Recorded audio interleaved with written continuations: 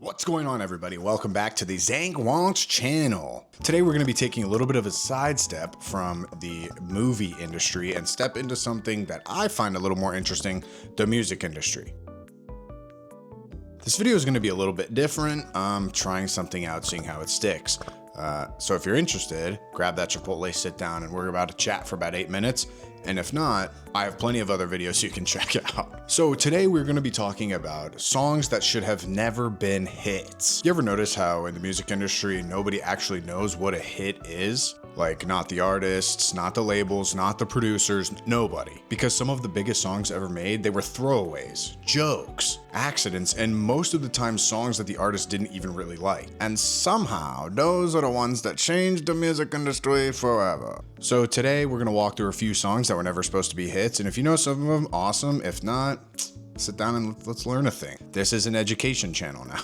Let's start with our big hitter, Smells Like Teen Spirit by Nirvana. Yes, you probably know it. This song literally defined the 90s. It defined grunge, and it also defined a generation. But Kurt Cobain wrote it as a joke. He was trying to make fun of pop music. He said he was basically copying the Pixies formula and trying to make something that was as cliche, loud, quiet pop music as possible. Then it comes out, and suddenly he's the voice of an entire generation. And he really did not like that, as you probably could have guessed. He hated that this was the song that people attached to him. He felt like people completely missed the point, and let me just say, they did. They did. Boy, I sure do love that new Kurt Cobain. Boy, oh boy, do the difference, huh? Like, imagine writing a parody and then it becomes your legacy. That is lesson number 1. Intention means nothing. Next up, another popular tune, Creep by Radiohead.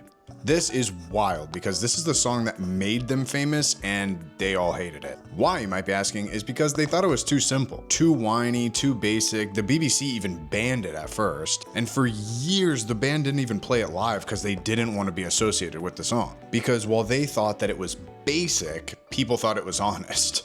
Again, what the artist hears is not usually what the audience hears. Okay, this next one is a personal favorite, Sweet Child of Mine by Guns N' Roses. That opening riff, Slash was literally just messing around on his guitar and not trying to write a song. The band actually laughed at it. They thought it was funny. Then they proceeded to build a song around it, as musicians do, and then it became one of the most notable riffs in music history.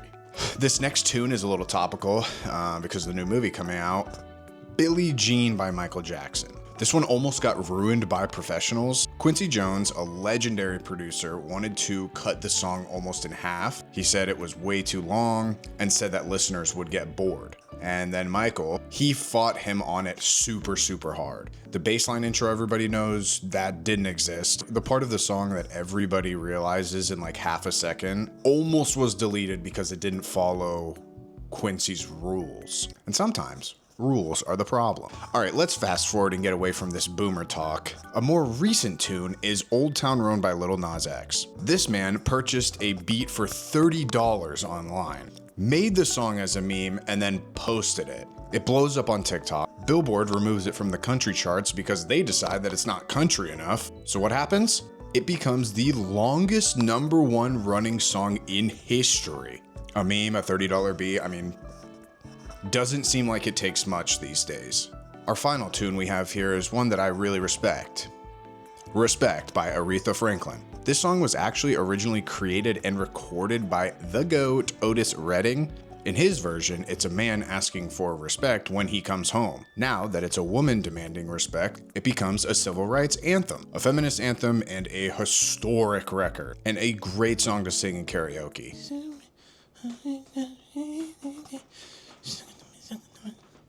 What you I'm asking. Same song, different perspective, changed the meaning of the entire thing.